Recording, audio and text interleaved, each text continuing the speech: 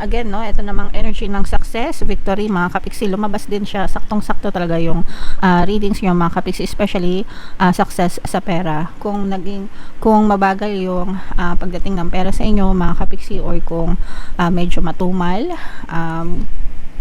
yung progress ng buhay nyo dahil sa kaperahan nyo, mga kapiksi, magbabago yan, magkakaroon ng progress, solution for some of you, no, para magtagumpay kayo and para mas mapabilis, no, yung pag-ikot ng pera sa inyo, mga kapiksi. So talaga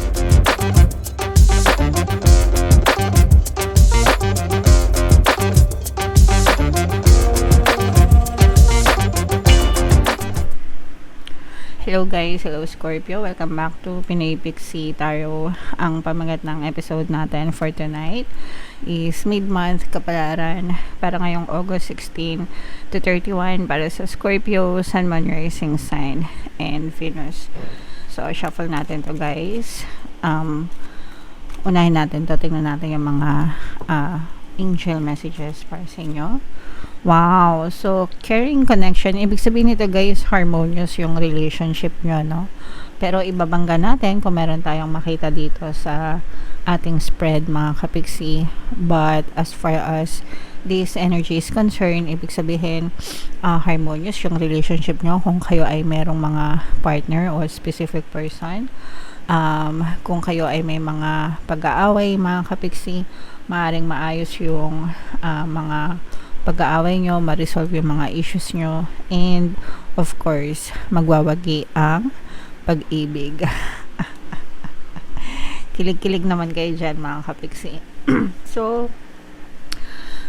maraming tayong mga relationship subliminal guys, no, dito sa ating channel. Pwede nyo pakinggan yun guys, para makatulong sa relasyon nyo, mga kapiksi, lalo na guys yung pampabalisa, no, pampabalisa, pampamis, yan talaga yung magandang kinokombo, mga kapiksi, pampabaliw. Sobrang daming success stories guys. So yeah, ito naman broken heart. So obvious guys na kabaliktaran ito, mga kapiksi. Pero pwede rin kasi, sabi ko nga, no, yung broken heart nyo guys maaaring ma-fix, no, dahil tawag dito, makikipag-ayos sa inyo yung inyong mga partner or specific person guys. But then again, sabi ko nga, titingnan natin dito, no, kung may lumabas na energy for love, titingnan natin kung ano yung mas strong sa dalawa.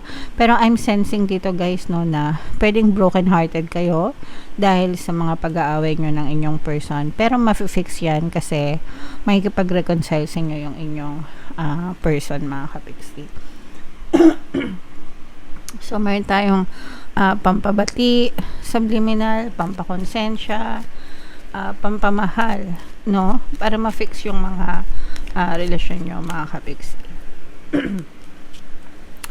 And victory, no, success, tagumpay, mga kapiksi. For some of you, kung meron kayong mga sinet na goals or mga desires, no, sa buhay nyo, pwedeng unti-unti nyo na silang natutupad, unti-unti na nagkakatotoo, lalo na ngayon guys, August na, no, ilang araw na lang, bare months na, kakanta na naman si si Jose Marichan, si Sir Jose Marichan, di ba? So napakabilis ng panahon guys, so dapat sumasukses na tayo sa buhay natin, mga kapiksi. Alright?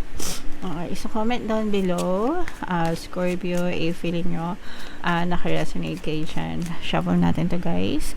Habang sinashuffle ko to, panoorin nyo muna yung video natin regarding sa ating paano mag-manifest ng abundance video course. Kapiksi, sawa ka na ba sa mga struggles at hirap sa buhay mo? Masipag ka ba at masikap sa buhay ngunit hindi ka pa rin umaasenso? Ilang beses ka na bang nag-attempt magnegosyo at mag-invest pero palagi ka pa rin nalulugi? Sa pagkakataon na ito ay maaaring may subconscious beliefs ka na nagiging balakid sa iyong pag-unlad at pagyaman. Introducing, paano mag-manifest ng abundance video course. Dito ay matututunan mong ma-overcome ang mga balakid mo para tuluyan ka ng umunlad, umasenso, sumagana, maging matagumpay, successful at maswerte sa iyong kabuhayan, pera, trabaho, negosyo, salapi at kaperahan ng bonggang-bongga. Dali, mag-send na ng email sa pinoypixitaro@gmail.com at simulan na ang iyong pagyaman ngayon. Alright, so sa lahat ng gusto mag-avail ng course guys, naka-flash sa screen nyo, una meron tayong paano mag-manifest ng abundance video course, meron din tayong paano mawala ang third party, at magkaroon ng harmonious na relationship, and meron din tayong paano pabalikin si ex, reverse breakup. Sa mga interesado guys, mag-send lang kayo ng email sa pinoypixitaro@gmail.com. So, Scorpio guys, kayo ay represent ng King of Cups sa ating spread mga kapiksi. Latag natin yung spread nyo guys.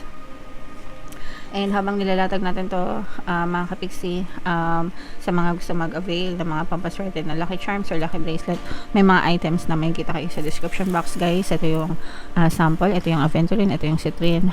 Check out na kayo mga kapiksi. So, eto guys, saktong-sakto talaga yung nakita natin. This is more on relationship. Unahin muna natin yung relationship mga kapiksi, no?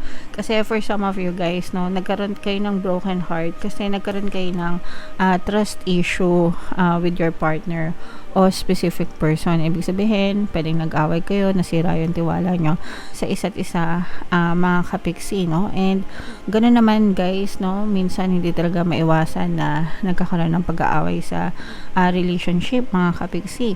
And but of course guys, no, magwawagi pa rin ang pag-ibig sa inyo mga kapiksi with this caring connections. You will try to fix the relationship. Hindi lang ikaw, pati yung person mo, no? Your person, you and your person, talagang ayusin yung relationship nyo mga kapiksi, and mas mangingibabaw pa rin yung pagmamahal nyo sa isa't isa. So, in the end guys, magiging very masaya pa rin kayo sa inyong relationship. Yung iba ngayon medyo malungkot, yung iba ngayon, at saka nakikita natin yung regrets guys, no, yung pagsisisi. So kung sino man yung nakagawa ng kasalanan sa inyo guys, whether ikaw yung may kasalanan or siya yung nakagawa ng kasalanan, kahit sino pa yan, nakikita natin yung pagsisisi talaga, and sincere yung pagsisisi, kaya talagang masisave yung relationship nyo guys. Okay, so i-mind nyo na yan guys sa comment section. Reconciliation, harmonious relationship mga kapiksi. And again, no, ito namang energy ng success, victory mga kapiksi, lumabas din siya. Saktong-sakto talaga yung readings nyo mga kapiksi, especially success sa pera. Kung mabagal yung pagdating ng pera sa inyo mga kapiksi, or kung medyo matumal yung progress ng buhay nyo dahil sa kaperahan nyo mga kapiksi, magbabago yan, magkakaroon ng progress, solution for some of you, no, para magtagumpay kayo and para mas mapabilis, no, yung pag-ikot ng pera sa inyo mga kapiksi. So talagang tagumpay ito guys, no, for the win, no, for the win ang inyong energy mga kapiksi pagdating sa kaperahan. So i-mind nyo na tong tagumpay, victory, success. I-mind nyo na yan guys sa comment section. Alright, ay mali pala, ito pala. So what else guys, tingnan pa natin. Pasensya na kayo guys sa mga boses natin, medyo sumasabit pa, hindi pa tayo tuloy magaling guys. Uminom ako ng lagundi, so so dito guys, nakikita natin na talaga magkakaroon ng reconciliation. Again guys, dito na naman tayo sa love and relationship. Talaga magkakaroon ng reconciliation between you and your person. Pero nandun din yung sabi ko nga sa inyo, kasi nga yung iba sa inyo na broken heart, meron ding mga pagdududa kayo, no? So pwedeng pinagdududahan mo yung person mo, pinagdududahan mo yung sincerity niya. Yung iba sa inyo natatakot kasi baka mamaya pagbigyan nyo tapos saktan na naman ulit kayo, yung mga ganun. Pero sabi ko nga guys, mananaig pa rin ang pagmamahal, no? Love wins para sa inyo Scorpio, and magiging ma-okay din yung relationship nyo, guys. Okay? And for some of you guys, may mga magagandang balita pagdating sa kaperahan, mga kapiksi. Ito yung mga wish coming true nyo. Ito yung mga pinagdadasal nyo. So let's say for example, nagdadasal ka na sana matanggap ka sa trabaho, or nagdadasal ka na sana magkaroon kayo ng maraming customer, or nagdadasal ka na magkaroon ka ng projects or kliyente. Kung ano yung pinagdadasal mo, guys. Pagdating sa pera, pagdating sa pagkakakitaan, mga kapiksi, you will be blessed, no? Your prayers will be answered. And sabi ko nga, guys, magkakaroon ng progress, tagumpay, and success kayo, guys, pagdating sa kaperahan. At saka, sorry, nakalimutan ko sabihin na babalik ulit ako dun sa love and relationship, mga kapiksi. Talagang susuyuin kayo ng person nyo, guys, liligawan, no? Pwedeng ligawan ulit kayo ng person nyo, pakiligin, ganyan. So samantalahin nyo, guys. Samantalahin nyo habang nililigawan ulit kayo ng mga person nyo, okay? Alright. So, yeah, comment down below. Scorpio, no? Pareha sa pag-ibig at saka sa kaperahan, guys. Nakikita natin na maganda yung energy nyo. So, i-mind nyo na yan parehas sa comment section, Scorpio. And, buno tayo ng isa pang additional na mensahe para sa inyo, Scorpio. Love. Ay, hindi pala love. Hope pala. Sorry. Hope is the conduit for miracles. Guys, habang may buhay, may pag-asa, mga kapiksi. And habang umaasa kayo, guys, yan yung nagiging daan para maka-experience kayo ng milagro. Milagro equals manifestation, mga kapiksi. Hindi siya talaga miracles, no? It's your manifestation, pero tinatawag natin siya na miracle or milagro kasi parang kapag nangyari na parang himala, no? But it's actually your manifestation.